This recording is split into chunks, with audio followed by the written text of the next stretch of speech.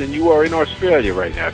You're talking NBA basketball. You're talking great teams. You're talking great individual players. Takes it off, and there's number 23, and of course Johnny goes nuts. So I'm getting goosebumps thinking about it now. I just tried to go out there and play my game. I have no idea what you're talking about, Adam. I don't like anybody. I'm not a people person. Strand, you made the pass, yes. Christian, can you catch the ball? Yes. All the stars were aligned and all the muscles fired at the right time, and I was able to get off the ground and throw one down. I was saving that as a surprise for you. And now, introducing your host for In All Airness, Adam Ryan. Welcome to episode 15. Thanks for joining me. Go to inallairness.com for show notes and plenty more features. The social hub for the podcast is facebook.com/inallairness. If you haven't already, please like the page and join the growing community of fans. Add the podcast to your RSS feed or iTunes so you never miss another show. It's also available on Stitcher, BlackBerry, Player FM, TuneIn Radio and numerous other podcatchers. I love hearing from listeners. On either site, you can send voicemail comments or questions. With your permission, I'd love to include your feedback on future episodes. You can follow me on Twitter @inallairness. My guest today has been the play-by-play announcer for the Brooklyn Nets, formerly New Jersey, since the 1995 NBA season. He's a New York Sports Emmy Award winner and has also expertly covered the NFL, NCAA basketball, boxing and plenty more sports. Iron Eagle, thanks for joining me. Adam, a pleasure. Great to finally talk to you. It's fair to say that as a boy, your family life was quite different to most others. Your parents were both in the entertainment industry. Can you just talk a little about their influence on you, and when did you first start to consider a career in sports broadcasting? Yeah, huge influence. My father was a stand-up comedian and a trumpet player, later became an actor, commercial actor, was in a few movies as well, a number of television series that were pilots in the United States that never eventually got picked up, but it led him to other work, and huge influence on my life, basically told me to think outside the box, and if I wanted to do something that most people didn't see as a career choice, go for it. My mother was a singer, excellent singer, ultimately ended up in Las Vegas in a show called Legends in Concert where she played Judy Garland for years. She was the opening act for my father, and they would travel around the Northeast and doing a show together. So I was exposed to it at a very early age, and I knew probably, I'd say by the age of 7, that I wanted to be involved in sports, and by 8, I had a sense that I wanted to be a sportscaster for a living. The only problem, I went to my father and told him that this was something I was interested in, and I had a little bit of a lisp back then in 1976, 77. So I went to my father, Jack Eagle. I said, "Dad, I'd like to be a sportscaster." And he said, "Well, that's great. You are going to have to correct that lazy S, that lisp." And I said, "What lisp?" I didn't know it myself at that point. I've got you. So I was able to shake it pretty quickly. It took maybe about 2 weeks listening to myself on tape, and that was it. I felt then I was ready to tackle the big and amazing world of sportscasting. Excellent. And did you think that your sense of humour, which comes through clearly even when I'm chatting with you now, but obviously when you're on air, did that come from your parents as well, or is that something you sort of developed by yourself? Well, I was adopted, so there's no blood connect. No, I wasn't adopted. Yes, I would say it absolutely came from them. I grew up in a household where joking was a big part of the day-to-day life. Obviously, had the chance to see my father perform hundreds and hundreds of times. He was a tremendous stand-up comedian, a dynamo up on stage. And really, beyond that, Adam, more than anything else, he ended up getting a commercial, a big national commercial that first came on the air during the Super Bowl 1976 for Xerox, and he played a monk, Brother Dominic, and he ended up working for Xerox in a personal capacity for them, personal services, for about 14, 15 years, traveling the country as the monk and meeting with clients of Xerox, meeting at different copy centers, and I got to see him interact with people and his ability to make people laugh, to put them at ease, to make them feel special, probably had the biggest impact of any.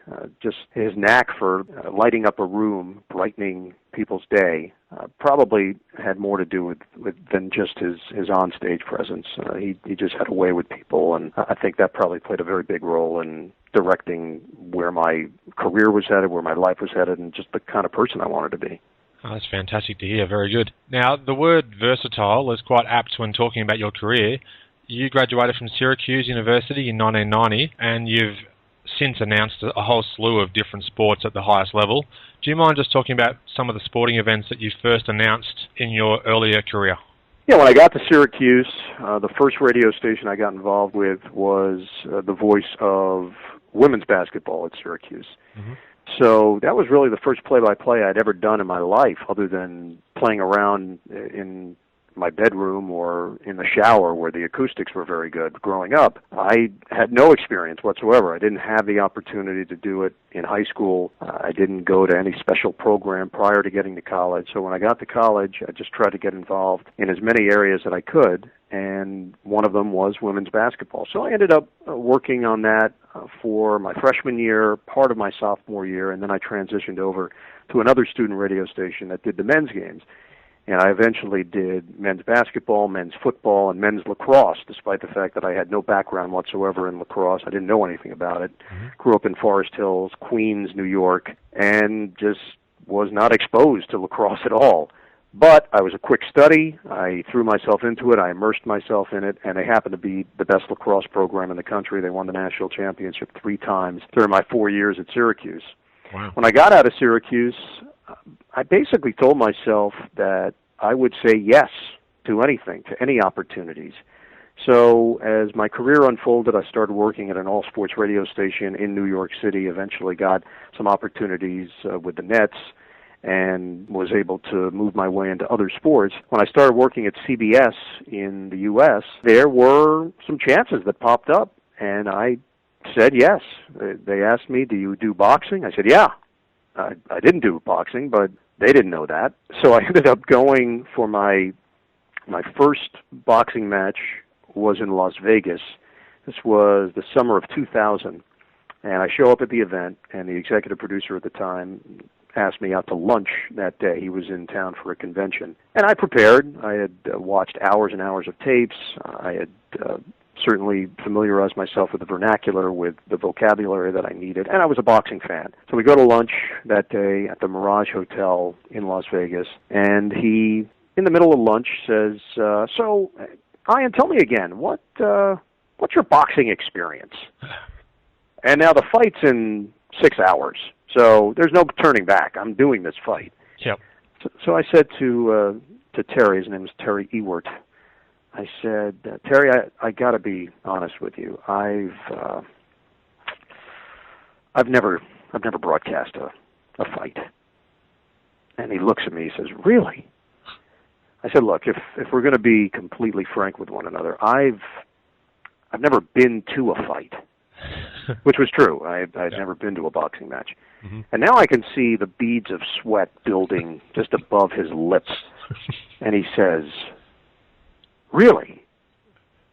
I said, we're putting our cards on the table here, Terry. Let me just be completely upfront with you. I've never been in a fight.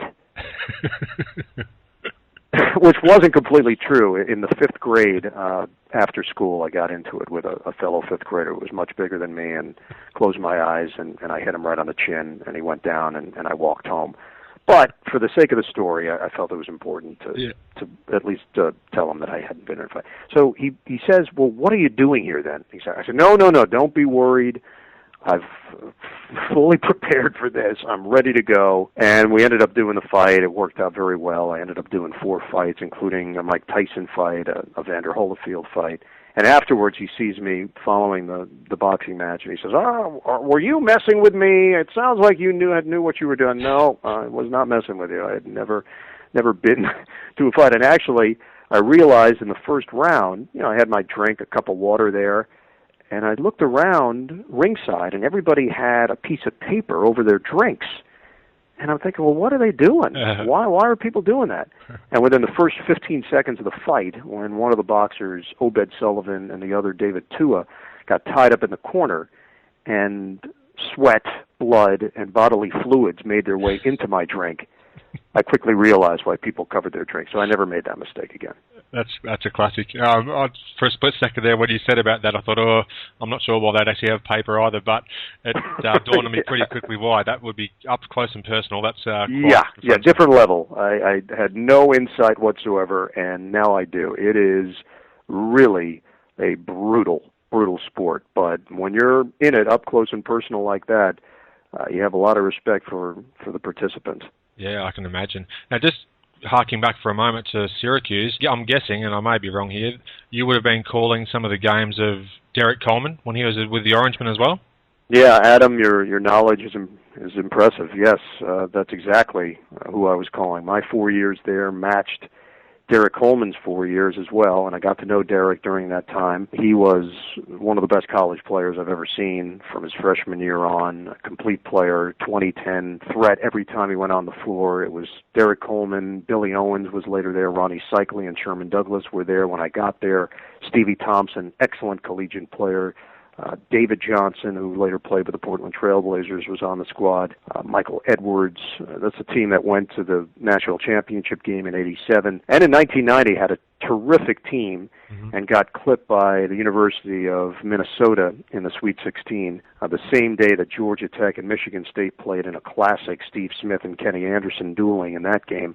Fun time, really fun years to be a part of the basketball program and the football program for that matter. That's when the football program began to improve with Don McPherson as the quarterback and Dick McPherson, no relation, as the head coach, and a lot of guys that ended up playing in the NFL. So my timing was impeccable the 4 years from '86 to 1990 at Syracuse. And then broadcast Derek's games when he was with the Nets, so it was a reunion of sorts when I ended up getting the Nets job for the 94-95 season. Yeah, well, that leads beautifully into my next question. I was going to say that you'd also meet up in the future and you'd be calling his games, which is quite a coincidence. Now, in 1995, you did become the play-by-play man for the New Jersey Nets. That was on the radio, and the following year you started working TV games. What are your memories of that first year on Nets radio in particular?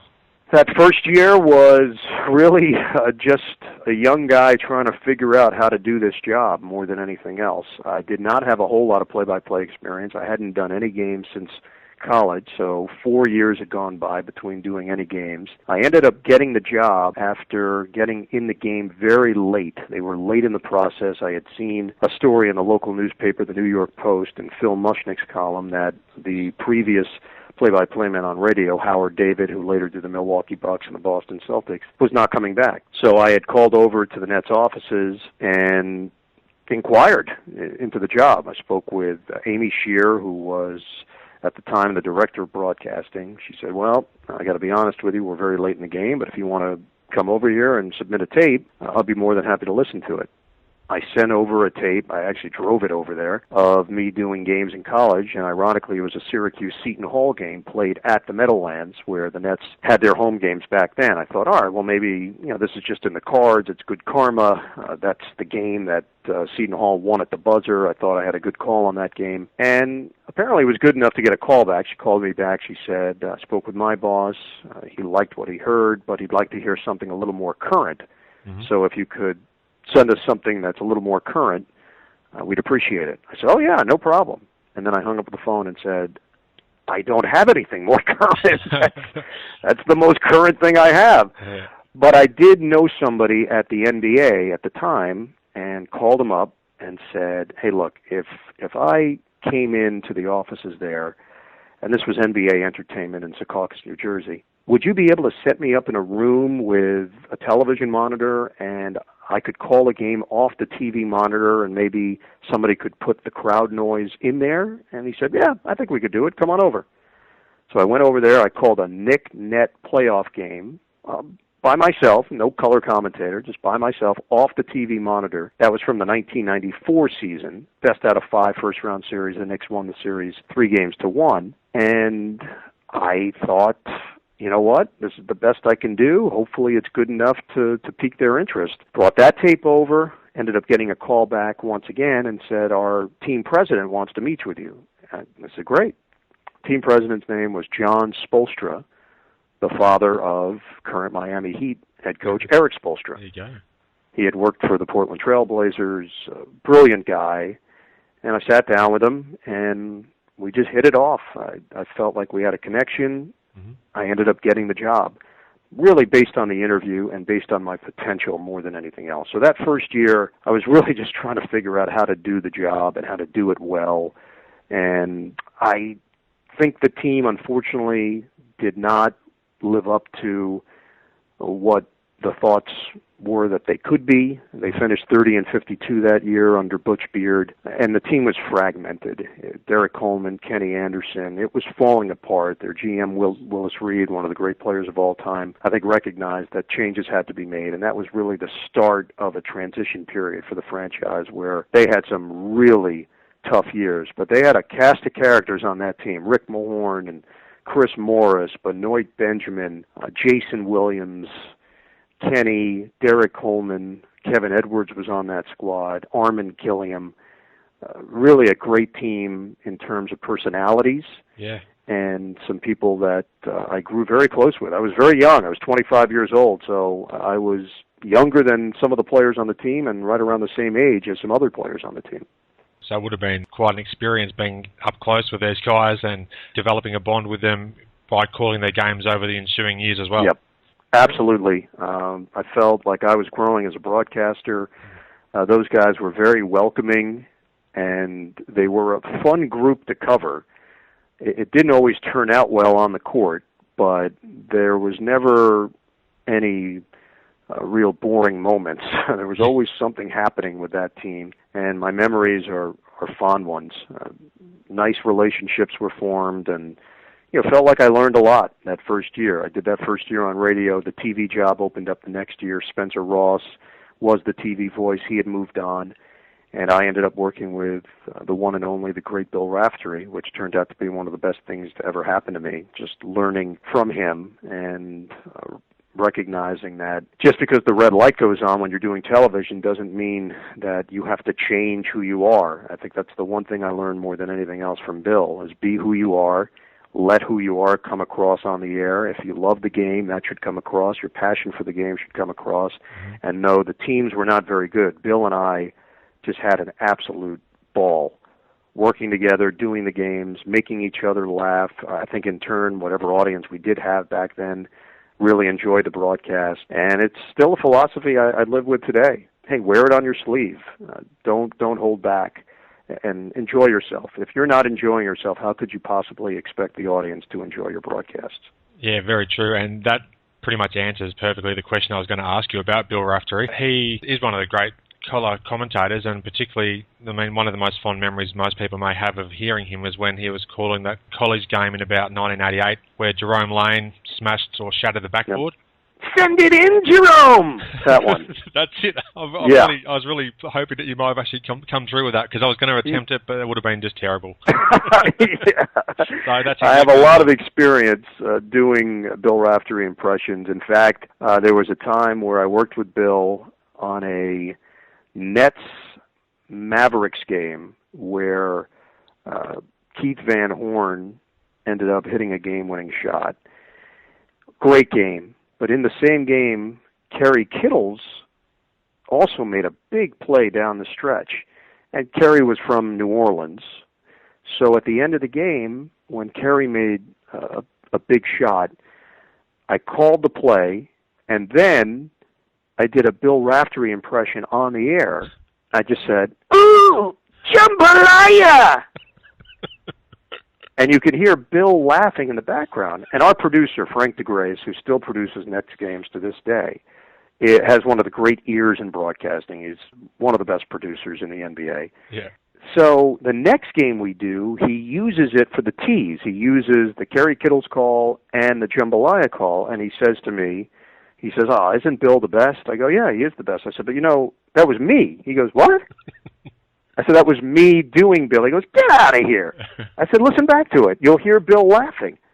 And he listened back to it, and he came back to me and said, that may have been the greatest impression ever performed on live television, because it fooled him, and he knew Bill's voice as well as anybody. So really the key with Bill is it's all genuine.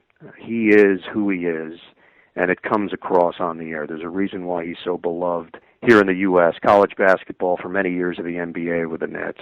He is just a true gentleman, one of the classiest people that I know. Forget about classiest people that I've worked with, just people in general. And truly, probably the biggest thing to happen to me in my career was working with him, because it taught me how to do this the right way. And it's not that he pulled me aside and said, hey, kid, do it this way, A, B. No, not at all. Just from observing him and becoming close with him and becoming friends with him. And to this day, he's one of my closest friends in the world. And we just have a blast working with one another. It was always easy. It's supposed to be easy. I know it seems like it's hard, but when it really clicks, it feels like it's easy. So with Bill, it was always easy, and I have nothing but respect and love for him. Oh, there's some fantastic stories there and some great insight as well. So thanks. One more story that I think you'll enjoy, Adam. Many years ago, my first year doing television with Bill. Bill did a lot of games. He went back and forth, East Coast, West Coast, tough places to get to because he was doing a lot of college games as well. So he comes out to Los Angeles to do a Nets-Lakers game. And I don't know if you remember the Great Western Forum and how the setup was, but Chick Hearn was the play-by-play man for the Lakers, and maybe the best play-by-play man in basketball history. He and Marv Albert would be the two guys that come to mind. Chick would sit high up at the Great Western Forum. He didn't sit courtside, and at the time it was the only arena in the NBA where you sat high up. So, because Chick sat there, the opposing television and radio had to sit there as well. So it's my first game doing television at the Great Western Forum. I go up there. Bill had just been at Wake Forest and Louisville and all these places. And when I tell you he's working on 2-3 hours sleep at most, that's the reality of the situation. So the game starts. We're way upstairs. And we get into the game. And Bill is doing things on the air that I'm not seeing on our screen. He's talking about different things. And I'm looking at him like, what are you talking about? Our producer was a different producer at the time, Steve Dans, a very good producer, hits my key in my ear and says, what is Bill talking about? And I hit my key back to him in the truck. I said, I have no idea. So I would call the play, and then he would come back and say, oh, take a look at Armin Gilliam. I go, we're not showing Armin Gilliam. So now I've observed him now 2 or 3 times do this. I finally realize on the third one that Bill is watching the game off the big screen in the arena, which is basically within our sight line, but nobody would watch the game if you have a monitor in front of you off the big screen. So he's actually talking about the stuff that's going on the big screen in the arena. I said, we finally had a commercial break. I said, Bill, that's not our feed. You're talking about something completely different. He goes, what? I said, that's not going out on our air. And he would call me Bird. And he goes, hey, Bird. And he goes, hey, whatever. The fans don't know. Something like that. I go, well, they kind of do know, buddy, because you're talking about something completely different. But it just shows you that his freewheeling style, he just has a way about him that really lights up the screen. Yeah, your impression is absolutely bang on. I can't believe how good it sounds. It's excellent. So you're doing a good job as well of. I think I've fooled his wife on occasion as well. I have been to the Great Western Forum. I was very fortunate back in about 1994 to go on a NBA tour with some other Australian fans, and we watched about 7 or 8 games in a 2-week span. And one of the games was at the Great Western Forum. It was a Charlotte at Lakers, and it was like Alonzo Mourning was pretty much in his early career there. Right, absolutely. So we did get to go to see one game, and we walked around the arena during the game and tried to get close to where Chick Hearn was, because he was a legend even to me back in Australia. I knew about him, so we went over and tried to get near where he was calling the game from, and it's quite a unique vantage point that he had at that time, because they were nowhere near the court, as you said. Yeah, it was very different, and Adam, it was a challenge from a broadcasting standpoint, because I just wasn't used to that angle. I remember the first time, my first year doing radio in 94, 95, going up there and taking that long walk up the stairs, and there's Chick during pregame warm-ups with a headset on, and he's doing play-by-play of the pregame warm-ups. Oh. And I'm walking past him. I don't want to interrupt him, but I do want to introduce myself. And I'm I'm mesmerized by the fact that he's doing play-by-play of the warm-ups. So finally, I asked his engineer, who's sitting there. I said, "What's he doing?" He says, "Well, he likes to do play-by-play of the warm-ups." I said, "Why?" He says, "He likes to loosen up. He likes to get his throat in order, get his voice in order." And I thought to myself, "Wow, that's incredible. He's like a musician. He's like a singer. That's how he views himself." And you know what? He was right. He was a performer, a great performer at that. And I waited until he was done, and I went on and introduced myself, and I could not have been any nicer, very gracious, and an absolute legend, one of the best to ever do this. Yeah, that's for sure, and that's a really good story there. I had no idea he was doing that sort of thing pre-game even, just to get himself set and amped for the game itself. And obviously it came through in his call too, because he has some fantastic calls, as well as that great knowledge of the game in general. Yeah, and it reminded me of my parents in many ways, my father and my mother, because they were on-stage performers. They would do that. My father was a trumpet player, so he would warm up beforehand in the dressing room. My mother, a singer, as we mentioned, would certainly do her warm-ups to get her voice to where she was comfortable. It's not something that I've done. I think everybody kind of finds their own way, but for Chick Hearn, this is what made him comfortable. This is what kept his head in the game, so to speak. One of the other guys you did mention earlier about being one of the all-time greats is also Marv Albert, who you've probably had a fair bit to do with, I guess, over the last X amount of years. Now, do you mind just talking a little bit about Marv and the impact that he's had on your career and just broadcasters in general? Like, even here in Australia, watching the NBA when I was growing up, Marv's voice was pretty much synonymous with NBA in the 90s, and we only really got the NBC feeds most of the time and a game of the week sort of thing. So can you just quickly talk about just Marv and what sort of guy he is? Yeah, I mean, I grew up in New York, so growing up here, Marv Albert was it. He was the preeminent sportscaster. This is before he broke through nationally doing the NBA games for NBC. He was doing some regional stuff for NBC as I was growing up, football games, NFL games, a lot of New York Jets games. But he had not become the phenomenon that he turned out to be on a national level. But he did the New York Knicks games, he did the New York Rangers games, and he anchored the local sports at the NBC affiliate in New York. So Marv was everywhere. And any sportscaster that grew up in this area owes a lot to Marv. His style, his approach, his humor, all of that was a big part of my development. When you start trying to do this, you're basically ripping off other people. You don't know what to do, and nobody comes out of the womb ready to do play-by-play. It's based on watching, listening, incorporating certain things into your own style, and then you develop what turns out to be your style. But initially, you're basically doing a bad impression of whoever it is that you like. Yeah. And I'm sure someone that grew up in Chicago would tell you it might have been Harry Carey, or it may have been Wayne Larrivee when he was doing the Bears games. If someone grew up in St. Louis, then they'll tell you they're doing a Jack Buck impression. In L.A., a Chick Hearn impression, or a Vin Scully impression. So you get my drift. Yeah. Depending upon where you grow up, I think a lot of the background of what you're trying to do play-by-play-wise comes from that style. And for me, that was Marv Albert, his ability to paint the word picture, his ability to build the dramatic moments and build up to a fantastic finish, his word usage, his ability to turn a phrase. His voice was different. It was different than all the others. It wasn't your cookie-cutter standard voice in the broadcasting industry. So I know if I took out tapes of myself at Syracuse, you would hear a lot of the same things. Just how it is, just by osmosis. I'm sure my calls were something like, right side, Coleman, inside, Sherman Douglas on a kick-out. Yes! It just, whatever it took to do the play-by-play, and then from there you would kind of go with your own style that would hopefully evolve over time.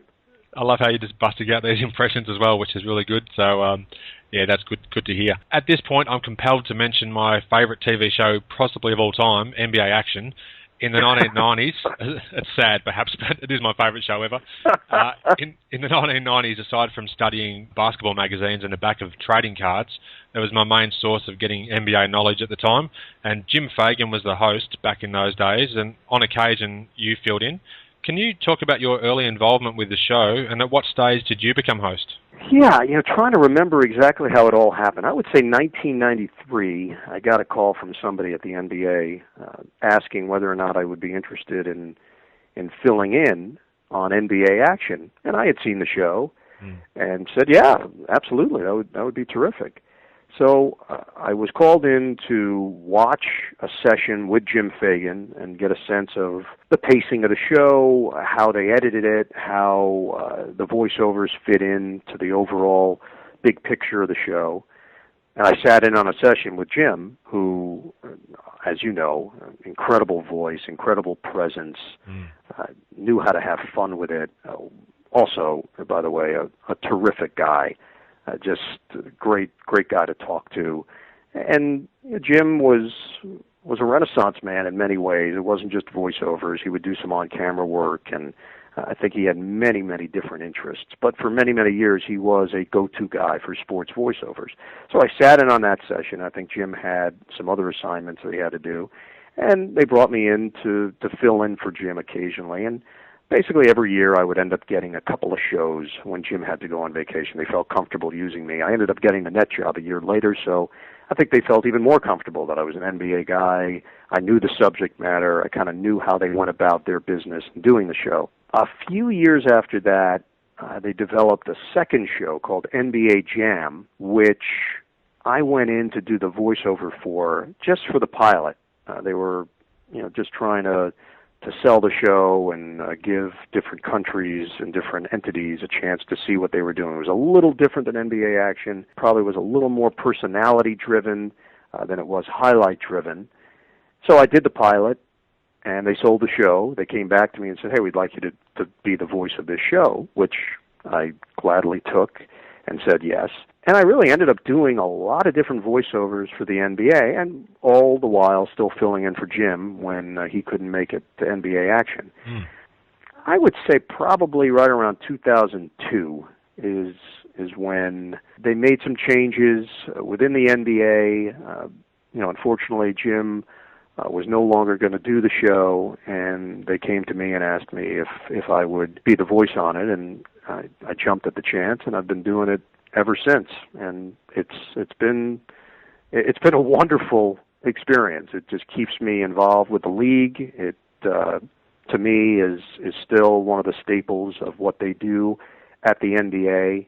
And I know that in this day and age, if you want NBA highlights and you want top tens, there are plenty of places to get it. But there's still something about that show, about NBA action, that if you're a true NBA fan, there's always going to be a soft spot in your heart. Yeah, for sure, and that's exactly why, even to this day, some 20-something years later, I still love the show and try and catch it whenever I can as far as getting access to it online or through TV here in Australia. But back in the 1990s, it was definitely a staple of my NBA obsession, so I just loved it, and it's a real honour just chatting to the voice of NBA action as well at the same time, if you don't mind me throwing that in. No, I appreciate it, thanks. Do you help contribute to the script for each of the shows, or how does that work? No, I have a script writer for many years. It was Bill Rubens, and now it's Scott Robley. They certainly, back in the day, wrote for Jim.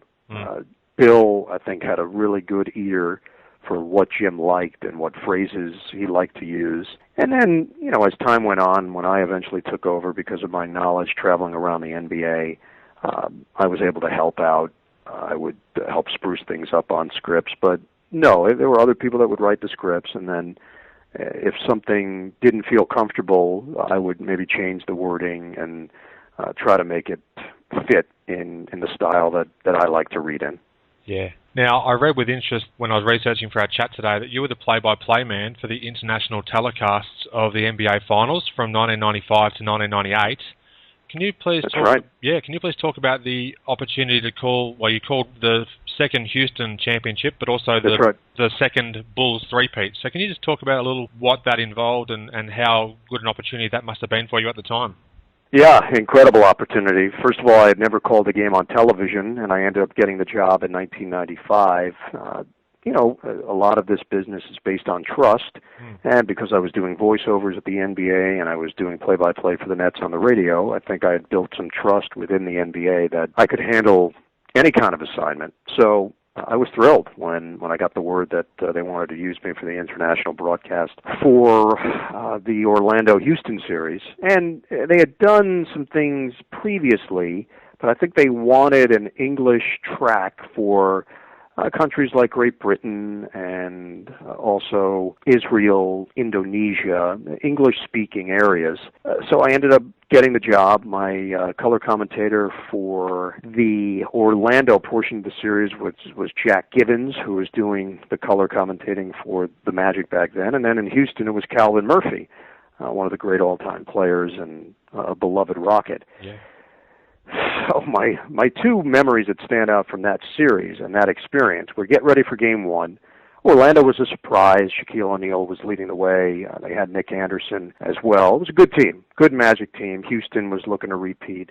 They had made the move for Clyde Drexler, trading Otis Thorpe. And they felt pretty good about their chances. They had Sam Cassell, Kenny Smith, Robert Horry, and, of course, the great Hakeem Olajuwon. So our broadcast location in Orlando and Houston was upstairs, basically in the upper deck. They had cornered off some seats for not only our broadcast, but for other international broadcasters from Spain and from France and from Mexico, so on and so forth. So now I'm sitting in the seat, ready to go for Game 1. They hadn't even put a table in. They had to bring me a small table that you would use for breakfast in bed. Like, literally, they were not ready for this. Yeah. The city of Orlando wasn't ready. I'm not sure the NBA at that time was ready as well. So we're getting ready for Game 1. I go sit in the seat. I'm doing some notes on my little breakfast in bed table to get ready for the broadcast. Yeah. And we're now, probably about 45 minutes before the game. And I notice there's like some commotion going on right just down the aisle from me. And a season ticket holder has now made his way over to my area, and he looks at me, he says, "Excuse me, you're in my seat." I said, "What's that?" He said, "That's my seat. I've been sitting in that seat all year." And I'm looking at him. I've got TV monitors around me. I've got this little breakfast in bed table. I've got my notes, my charts. I said, "Are you kidding?" He says, "No." And now an usher notices what's happening and comes right over and says, Sir, actually your seat has been moved." And this guy's not happy about it. So clearly they had not told some of the fans that their seats were going to be in a different area than the one that they had sat in the entire year. The next day, after Game 1, I don't know if you remember what happened in Game 1. Magic should have won the game. Was that the Nick Anderson free throws? Yeah, Nick Anderson misses free throws, then Drexler drives, Hakeem Olajuwon on a follow. Yeah. Houston gets the win. They end up sweeping the Magic. So after the game now, the next day I'm watching the noon news locally, and I'm doing notes for Game 2. And a segment on the news comes up about season ticket holders that got displaced, that got moved from their seats. And the guy that actually approached me is being interviewed on the piece. And they said, "Well, what happened, sir?" He said, "Well, I got to my seat. I've been sitting there the whole year, and some foreign guy is sitting in my seat." I'm like, "Whoa, this guy's ripping me." So that was my introduction to the NBA international broadcast for the finals. Then we get to Houston, and you can tell that Houston is going to win this series. They're up in the series. They're just now looking to wrap things up. The part of the deal that I didn't really know was we didn't have commercials. We would do like a false out that would allow some of the countries taking it to take a commercial break. But for others that didn't have commercials, you would just have to keep talking through. So the producer would count me to a fake out. Yep. 3, 2, 1. Basically, you would have to be quiet for 2 seconds, then resume your commentary, and then he would count me again to a fake out. 2 seconds, pause, come back when they wanted to return from the quote-unquote commercial. Yep. So there were no breaks. You just kept talking throughout. So now it's Game 4. There's about 7.5 minutes to go, and Houston's controlling the game. And we're way upstairs. Calvin Murphy's got his headsets on next to me. And Calvin takes the headsets off at about the 7:28 mark and motions that he's pointing down. And I don't know what he's talking. I'm still doing the game. Here's Sam Cassell with a 3. It's good. And Calvin's gone. He takes the headsets off. He motions that he's pointing downstairs, and now he's gone. And I don't know if he's going to the bathroom. I don't know if he's going to say hello to a friend. We can't stop. There's no commercials. There's no time to talk. So about 2 minutes go by, the producer hits my headset. He says, "Where's Calvin?" And now I'm still calling the game. Here's Kenny Smith. The driving layup for Smith. He's got 11 points. I hit the talk back. I have no idea where Calvin is. Now another few minutes go by. There's still no Calvin. I'm doing this game by myself. The game ends. Now it's a celebration. The Houston Rockets are the NBA champions once again. Let the celebration begin here at the Summit. Fireworks are going off. There's just bedlam. Yeah. Robert Horry's got his hands in the air. Kenny Smith is clutching Sam Cassell. And I'm watching my screen, and who would you think would be a part of that celebration? Calvin Murphy. Yeah, you got it. Calvin Murphy is running and jumps on top of a pile. And I hit my button to the producer. I go, "There's Calvin." He left us. Yeah, unbelievable. Actually, Adam, because we were in the stands. I mean, there are fans around us. So I'm focused. I'm in what we call in the business laying out. We don't talk. We let the pictures do the talking. Mm-hmm.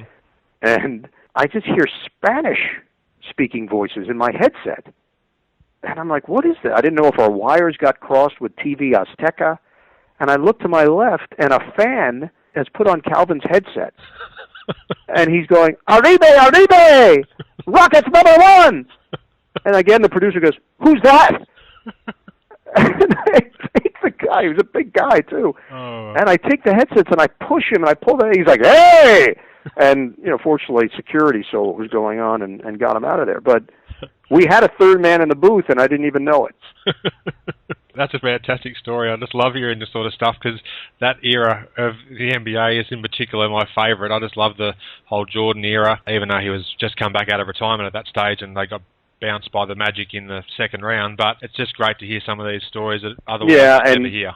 And Adam, one of the most exciting times for me as a broadcaster was the Utah Jazz Chicago Bulls final. When Jordan got away with the push-off on Brian Russell, hit the shot, Bulls win the championship in Salt Lake City at the then Delta Center, one of the loudest arenas I've ever been to in my life. They were so primed and ready to win a championship, and Jordan would just not allow it to happen. I have no idea what I said. I don't know how I said it.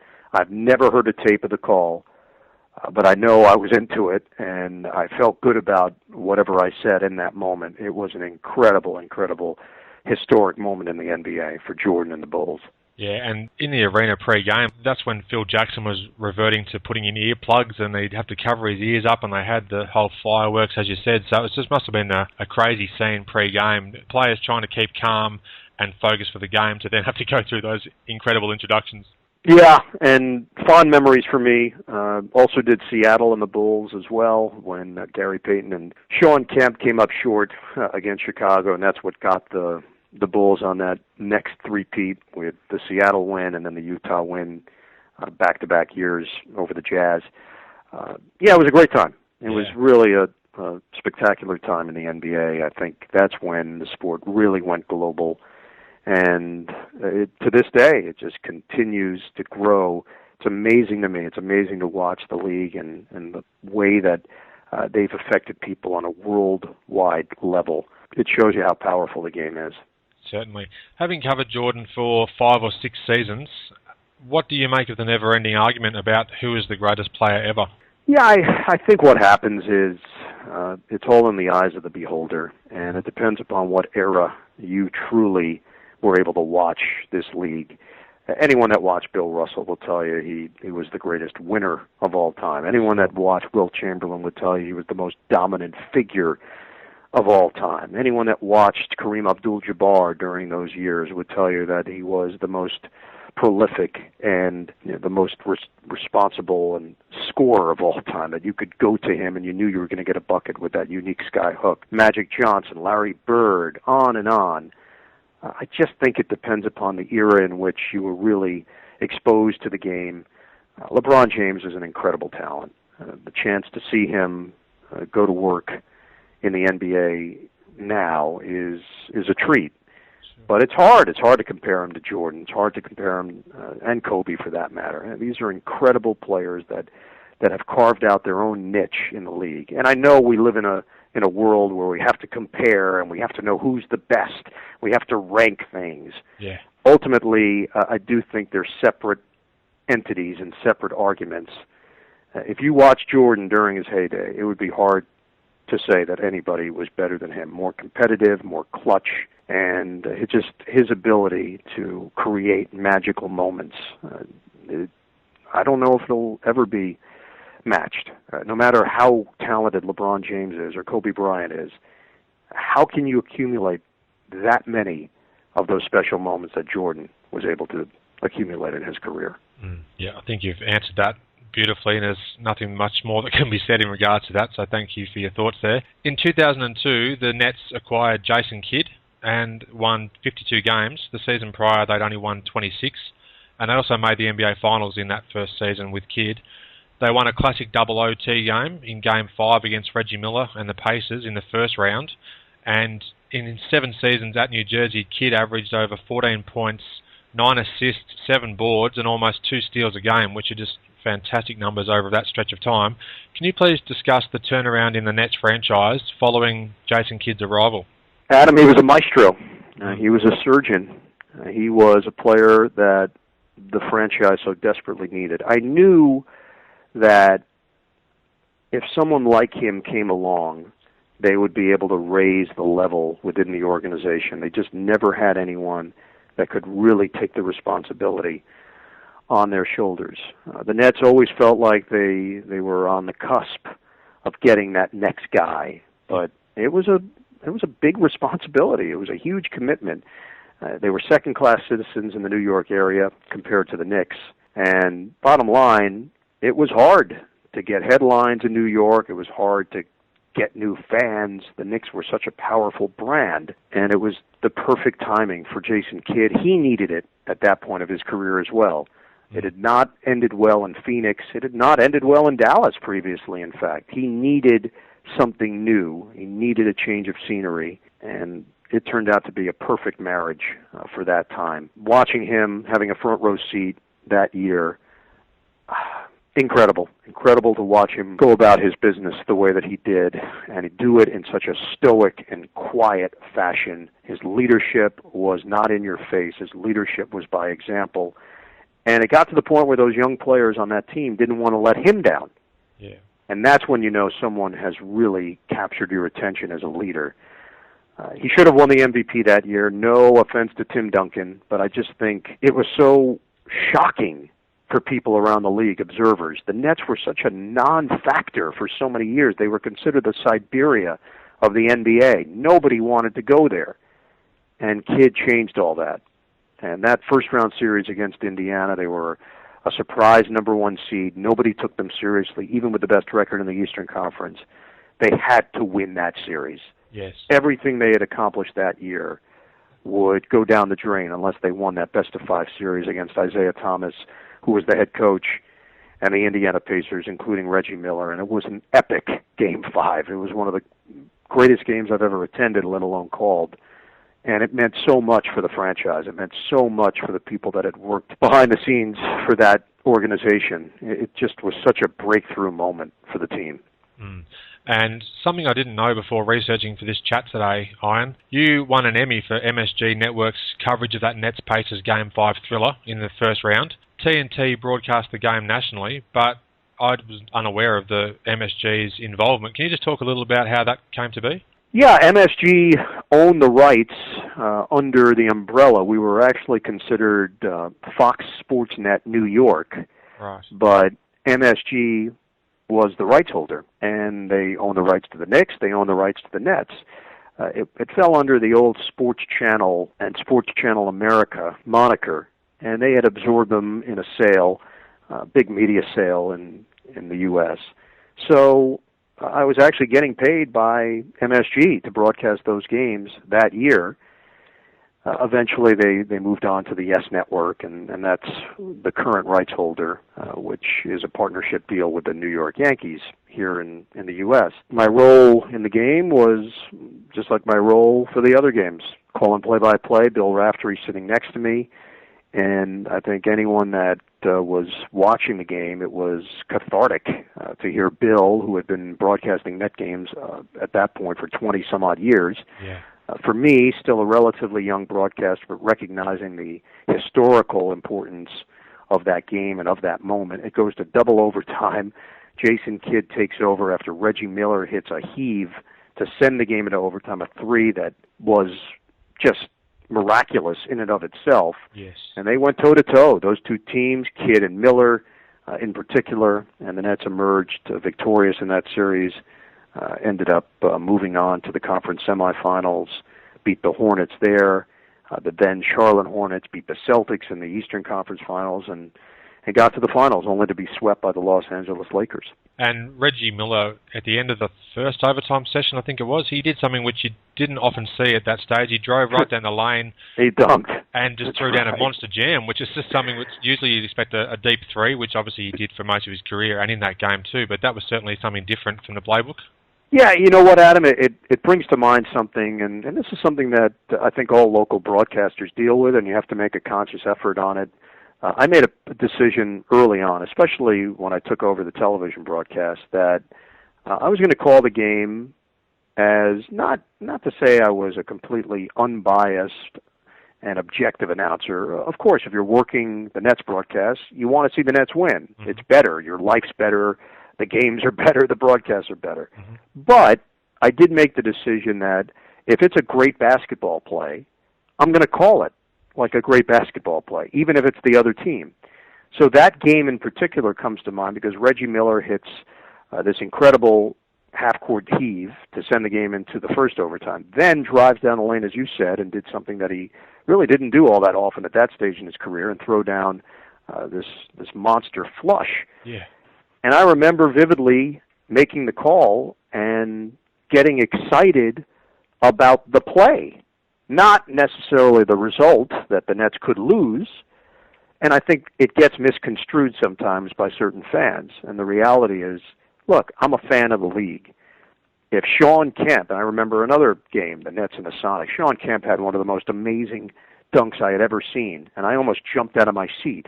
Yeah. And I got a few letters saying, who are you rooting for? What are you, a Sonic fan? And I thought to myself, well, no, you don't get it. I'm a basketball fan. And if this made me get out of my seat, I'm sure there's someone at home that felt the same way. And if I'm not conveying that emotion and enthusiasm as a play-by-play announcer, then I'm not doing my job. So that game in particular, on the Miller shots that you just alluded to, I called the play like I saw it, which was a rarity of Reggie Miller driving down the lane and slamming it down emphatically. So that's always been my mindset on these games. And even today, if it's a Net game and the opposition hits a buzzer beater, in my mind, you still got to call it. Mm-hmm. It's a buzzer beater. That's still a great basketball play, whether you're the Nets announcer, whether you're an announcer for another team, or whether you're a national announcer. Well put. At the Barclays Center these days, with Brooklyn or New Jersey having relocated to Brooklyn, how's the atmosphere in the arena? It's starting to build as the season progresses. The Nets are doing some really good things at the moment. They're sitting quite well on the current standings in the East, only a couple of games behind the Knicks. What's it been like, this transition to Brooklyn, and just the overall feel in general? I didn't know what to expect. It has honestly surpassed every expectation that anyone could have had. The community has welcomed the Nets with open arms. The arena is top-notch, and it's not over the top. It's done in a classy manner. When you go there, the lighting is incredibly striking. It's stage lighting. It feels like it's an event. It feels like something special is happening. It's not an assault of your senses. The arena was built with basketball in mind. It's not stadium-like. It's more intimate. It's been a home run. It's been, or a slam dunk if we're using basketball terms. It's really been everything that the team could have hoped for, everything the community could have hoped for, and it's been an interesting blend. You have some New Jersey fans that I've seen that have decided to make the trip. You have certainly general NBA fans that are sampling what's going on there, and then you have some local Brooklyn hipsters that usually have very cool glasses and facial hair, and they're into it. They're digging the vibe. So it's been a really eclectic mix. But I got to tell you, from someone that has done the games for a long time for this team and this franchise, it's nice to have a home court advantage. It's nice to feel like you're actually home and that your fans are behind you. That's not something that the Nets have felt many years prior to that in their different venues. Excellent to hear. 3 of the 4 meetings between the Nets and the Knicks this season, the game has been decided by 7 points or less, and their first matchup went to overtime. Is there now a noticeable difference in the arena when the 2 greater New York area teams play one another? Yeah, I think the rivalry is growing. I think more than anything else, what it really needs is playoff games. When the Nets and Knicks do meet in the postseason, that's when this rivalry will take off. Because let's face it, all the great rivalries in sports, those moments are usually produced when there's something big at stake. Yeah. And yeah, regular season games are great. The matchups this year were fun to be a part of, but ultimately, for this to take off, you need to have 2 teams that have something on the line, something big. So when they meet for the playoffs somewhere, maybe this year, maybe in future years, I think when the rivalry will take the next step. But in the arena, it's been a little more even, a more even playing field in prior years. Even for net home games, a lot of Knicks fans would buy up those tickets because they couldn't get them at Madison Square Garden. This year, you didn't sense that as much. You still heard a lot of Knicks fans there, but not the dominance that they had in previous years, where the fans would just absolutely overpower and overwhelm the Nets fans. I do think now you're looking at it from an even playing field, and the fact that the Nets are in Brooklyn, it's changed the game in many ways. Yeah. Now, after a 500 start at 14-14, the Nets coach Avery Johnson was unfortunately shown the door, even coming off Coach of the Month honours in November. PJ Carlesimo had since led the team to a 20-10 record. How do you rate PJ's job as the head man since taking over the role from Avery? He's done an excellent job. I think the first thing he did was meet with every player individually and explain what he expected from them. Sometimes you just need to air these things out, and you need to get on the same page with players.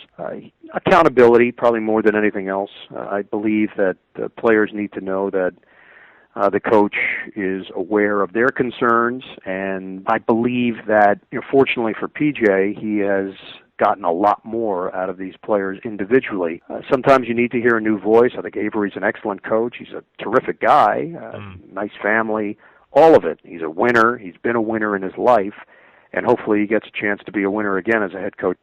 But I think you could sense that the change was coming for people that follow the team like I do, and being around the team every day. They needed to hear a voice, and PJ has been an excellent choice, and we'll see if he's able to hold on to this job long term. A lot of that will probably be determined on what they do in the postseason. Understood. Now, for over 10 years, the Bruce Beck and Iron Eagle Sports Broadcasting Camp has been running. From what I've read, it looks like a wonderful opportunity for some up-and-coming sportscasters to learn more about the business and just behind the scenes, getting prepared. Can you just tell us a little bit more about the camp and what it actually involves? Yeah, Bruce Beck is a local anchor here in New York. He's been doing it a long time. He's been in this area for many, many years. He's a very close friend, and he and I got together about 11 years ago and had this idea to do a week-long broadcasting camp for young people here in the New York area, usually between the ages of 13, 14, and 17. And we usually have about 50 kids each year that take part in it. And it's been an amazing experience. It exposes the kids to a part of the business that they probably had no idea about, the preparation, relationships, how to actually get on the air and possibly pursue this as a career. In a bizarre way, Bruce and I are training our future replacements, so we have to explain to them that both of us still have a lot of years left in this business. I still have many college payments to make for my children, so I don't want anyone taking my job just yet. But it's been really rewarding and amazing to see a lot of the kids who then grow up and go to college actually enter this business as on-air talent, as play-by-play announcers, as anchors, as reporters. That part has really been the most rewarding part, just to see young people pursue their dreams, and if we played even a small role in that, it's really a nice feeling. Sounds like you're doing some great things there over a long period of time, and it's an exciting venture, and I hope it just continues to go from strength to strength for you. I've just got one last question for you, Ian. You've been super generous with your time, and I really appreciate it. It's increasingly apparent these days that more and more NBA players in particular are taking part in social media. What's your take on this? Yeah, I have mixed feelings on it. I fully understand the positives to it. There's no doubt that players can connect with fans, and it gives them that instant connection without the middleman, without the media, without words being misconstrued or misunderstood. Twitter, Facebook, clearly, it's a tool. From a broadcasting standpoint, it's now something that you have to factor in as part of your preparation. The downside to it is, the lack of accountability that comes into play. When I go on the air, I have to be 100% certain that what I'm saying, what's coming out of my mouth, is factually correct. Yeah. If I'm not, I can't say it. That's just my training, that's my background, and that's also my reputation. Mm-hmm. So when we read things on Twitter, when we read things on Facebook, and then just automatically assume it must be true, that's a problem. There's no policing of this information, and there's no vetting of this information. I certainly care about my name and my reputation. So I've tried to balance it and not go overboard in going with things that I see posted on Facebook and Twitter as fact.